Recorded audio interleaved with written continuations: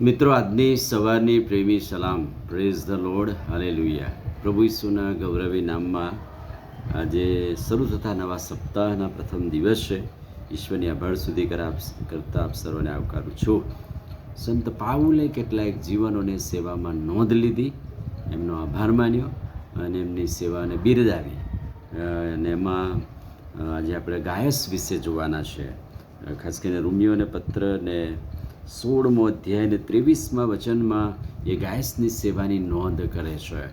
Guys કોણ છે અને ગાયસ વિશેની વાતો લખતા એનો આભાર માને છે. ગાયસના નામનો અર્થ છે ખુશ થવું, ખુશીથી રહેવું. અને પ્રેરિતોના કૃત્યો 19મો અધ્યાય 29મું વચન, મગદોનિયામાંના ગાયસ અને અર્તિસાખર્સ જેઓ મુસાફરીમાં પાઉલના સાથી હતા, તેઓને પણ લોકોએ પકડીને અખાડામાં નાખ્યા. એટલે એમની પર સતામણી થઈ. સંત પાઉલની સાથે ગાયસ પ્રભુમાં આવ્યો તો ગાયસને પણ સતામણી થઈ, એને પણ અખાડામાં નાખવામાં આવ્યો. બીજી વાત, સંત પાઉલનો એ સાથી હતો. મિશનરી મુસાફરીમાં, એટલે ત્રીજી મિશનરી મુસાફરીમાં ગાયસ પાઉલની સાથે હતો, એટલે સાથી સેવક હતો. આ અગાઉ ગાયસ કોઈ મીટિંગ કે મંડળીમાં આગેવાની આપી નથી, ફક્ત એક પ્રભુનો શિષ્ય બનીને રહ્યો છે, એવું એના વિશે કહેવામાં આવે છે. એક સામાન્ય પ્રભુનો શિષ્ય બનીને રહ્યો, પણ એની સેવાની નોંધ સંત પાઉલે કરી છે.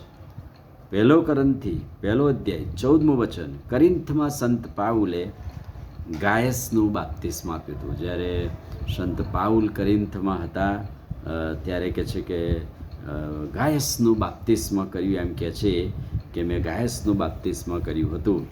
રોમિયોને પત્ર 16મો અધ્યાય અને 23મું વચન, મારો તથા આખી મંડળીનો યજમાન એવો ગાયસ તમને સલામ કહે છે. યજમાન એટલે કે આપણી આગતા સ્વાગતા કરે, એમના ઘરે બોલાવે અને આપણે મહેમાન તરીકે જઈએ અને યજમાન તરીકે આપણી સેવા કરે.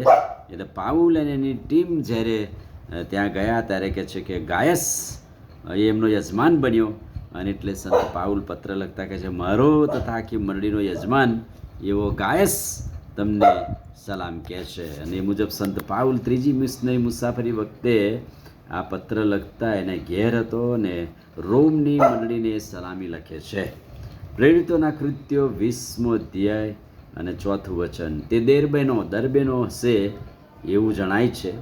અને યોહાને ત્રીજો પત્ર લખ્યો યોહાનને, 1 અધ્યાય અને 1 વચન, સંત યોહાને પત્ર લખતા તેની સેવામાં ગાયસની પ્રશંસા કરી છે. એટલે કે ગાયસને ઉલ્લેખીને લખ્યું છે. એટલે બાઇબલમાં નવા કરારમાં ગાયસની આટલી સેવાની નોંધ આપણને જોવા મળે છે.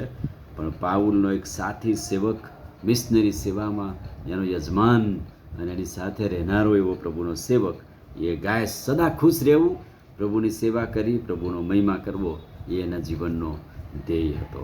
આમીન. પ્રાર્થના કરે. વાલા પ્રભુ, આજે સવારે તમારા ખાતરીદાયક વચન માટે આભાર. ગાયસની માફક અમને પણ આનંદિત મન અને હૃદય આપો, ખુશીથી સેવા કરવા કૃપા અને સામર્થ્ય આપો.